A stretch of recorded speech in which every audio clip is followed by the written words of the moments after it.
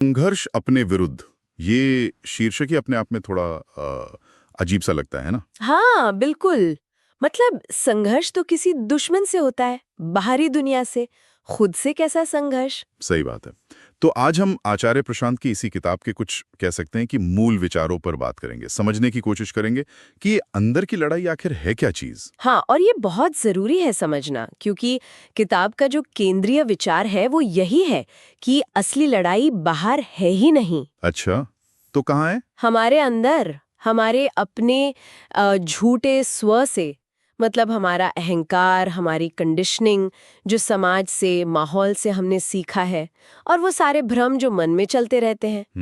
किताब में एक लाइन भी है कि असली विकास तब शुरू होता है जब हम दुनिया को दोष देना बंद कर देते हैं और अपने विचारों, इच्छाओं और भय पर सवाल उठाना शुरू करते हैं। ये अहंकार और कंडीशनिंग, ये शब्द सुनने में थोड़े भारी लगते हैं। आम भाषा में इसका क्या मतलब हुआ रोजमर्रा की जिंदगी में? देखिए, अहंकार मतलब वो एक पक्की धारणा कि मैं कौन हूँ, मेरा नाम, मेरा काम, मेरी सोच, ये सब एक पहचान जो हमने बना ली है। अच्छा। और कंडीशनिंग वो है जो हमने बिना सवाल किए मान लिया है। समाज ने सिखाया, परिवार ने सिखाया। जैसे मान लीजिए किसी ने हमारी बुराई की तो तुरंत गुस्सा आ गया या दुख हो गया। ये अक्सर सीखी भी प्रतिक्रिया होती है, हमारा असली स्वभाव नहीं। मतलब दुश्मन बाहर नहीं, हमारे अंदर ही है। किताब में भी शायद ऐसा कुछ है, तुम्हारा सबसे बड़ा दुश्मन तुम खुद हो। बिल्कुल यही। और ये दुश्मन कोई राक्षस नहीं, बल्कि हमारे ही मन के वो पुराने ढर्रे हैं, आदतें हैं, समाज से मिली सीख है। और सबसे बढ़कर वो अहंकार जो कहता है मैं ही सही हूँ, मुझे सब पता है। हाँ। या फिर वो उम्मीद कि जब मुझे वो नौकरी मिल जाएगी ना, तब मैं खुश हो जाऊंगा। ये सब वो झूठ हैं जो हम रोज खुद को बोलते हैं। इनसे लड़ना होगा। हाँ, ये बात तो है। कई बार देखता हूँ लोग पैसा, नाम, रिश्ते, इन सब के पीछे भागते हैं, और मिल भी जाए तो भी अंदर से वो खालीपन नहीं जाता। इसीलिए, क्योंकि मन की जो असली भूख है, जो गहरी वाली बेचैनी है, उसे तो कभी देखा ही नहीं। और यहाँ पे किताब का एक और जरूरी पॉइंट आता है। तुम्हें बदलना है, दुनिया नहीं। अच्छा, मतलब हम दुनिया को बदलने में लगे रहते हैं। अपनी नौकरी बदलनी है, लोगों को बदलना है, सिस्टम बदलना है, लेकिन खुद को नहीं, खुद को नहीं बदलना। हाँ, ये तो होता है। तो लेखक कहते हैं कि दुनिया के सुधरने का इंतजार मत करो, पहले खुद जागो। पर ये मन, ये तो बड़ा चालाक है ना। डर दिखाता है, शक पैदा करता है, आलस लाता है, बहाने बनाता है।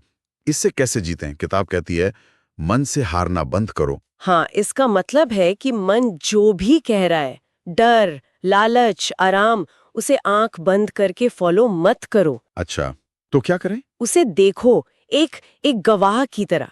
समझो कि ये विचार आ कहाँ से रहा है। असली आजादी, वो कहते, तब है जब हम अपने विचारों और मूड्स के गुलाम नहीं रहते, उनके मालिक बन जाते हैं। तो इसके लिए एक तरह की जागरूकता चाहिए, समझ चाहिए। बिल्कुल। और इसके लिए किताब विवेक जगाने की बात करती है। विवेक मतलब इंटेलिजेंस। सिर्फ दिमागी होशियारी नहीं। विवेक मतलब सही गलत, सच झूठ में फर्क करने वाली गहरी समझ, एक तरह की अंदरूनी बुद्धि। अच्छा। इसका मतलब है हर चीज पर सवाल उठाना, अपनी मान्यताएं, अपना धर्म, अपनी पढ़ाई, सब पर आंख बंद करके किसी के पीछे नहीं चलना, अपनी अंदर की रोशनी का इस्तेमाल करना है। किताब में प्रेम की भी बात है, और उसकी परिभाषा भी थोड़ी अलग है। प्रेम का मतलब है अपने आप को भूल जाना। ये कैसे? आमतौर पर तो प्रेम में मैं और मेरा बहुत होता है। हाँ, ये सुनने में शायद उल्टा लगे, लेकिन लेखक के अनुसार सच्चा प्यार वो है जहाँ अहंकार बचता ही नहीं। वो कोई चिपका हुआ लगाव या इमोशनल ड्रामा नहीं है। वो कहते हैं कि हमारे ज्यादातर रिश्ते तो स्वार्थ और जरूरत पर टिके होते हैं। मुझे क्या मिलेगा, मेरी जरूरत कैसे पूरी होगी। असली प्रेम में ये मैं होता ही नहीं। तो फिर अंत में ये जो अंदर का संघर्ष है, ये असल में है किससे? सबसे गहरा संघर्ष है अपनी उस झूठी छवि से जिसे हम सच मान बैठे हैं। मतलब अपने प्रतिबिंब से। प्रतिबिंब मतलब हम जो सोचते हैं कि हम हैं। हम अपना नाम नहीं है, अपनी डिग्री नहीं है, अपना शरीर नहीं है, अपनी जाति या धर्म नहीं है। हम इन सब पहचानों से परे हैं। अच्छा। और सच्चाई तब दिखनी शुरू होती है जब ये झूठा मैं ये नकली पहचान टूटने लगती है। तो ऐसा लगता है लेखक का अंदाज काफी सीधा और बेबाक होगा, कोई लाग लपेट नहीं। बिल्कुल, उनकी शैली सीधी चोट करने वाली बताई जाती है। वो वेदांत का ज्ञान, मॉडर्न साइकोलॉजी, लॉजिक सबका इस्तेमाल करते हैं। उनका मकसद कोई आराम देना नहीं है, तो फिर मकसद है एक अंदर आग जलाना, ताकि इंसान खुद से वो सवाल पूछे जो मुश्किल है, जो असहज करते हैं।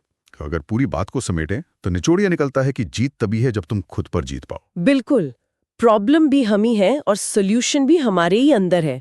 लेकिन इसके लिए ईमानदारी चाहिए, हिम्मत चाहिए, और वो जो नकली स्व है जिसे हम पालते पोसते आए हैं, उसे तोड़ने की तैयारी चाहिए। हाँ, और ये उन लोगों के लिए सच में बहुत काम का हो सकता है जो कहीं खोया हुआ महसूस करते हैं या अटके हुए हैं, जो सिर्फ ऊपरी बदलाव नहीं बल्कि सच में आध्यात्मिक विकास चाहते हैं और जो डरते नहीं हैं अपने अंदर की कमजोरियों का सामना करने से। बिल्कुल। तो चलिए आज की बातचीत को यहीं रोकते हैं, लेकिन श्रोताओं के लिए एक सवाल छोड़ जाते हैं। अगर ये सबसे बड़ा संघर्ष हमारे अंदर ही है, हमारी कंडीशनिंग और झूठी पहचान के खिलाफ, तो इस नकली स्व का कौन सा पहलू आपको लगता है कि रोजमर्रा की जिंदगी में सबसे ज्यादा ताकत रखता है, और कोई उसे बिना जज किए बस एक देखने वाले की तरह देखना कैसे शुरू कर सकता है? इस पर सोचिएगा जरूर।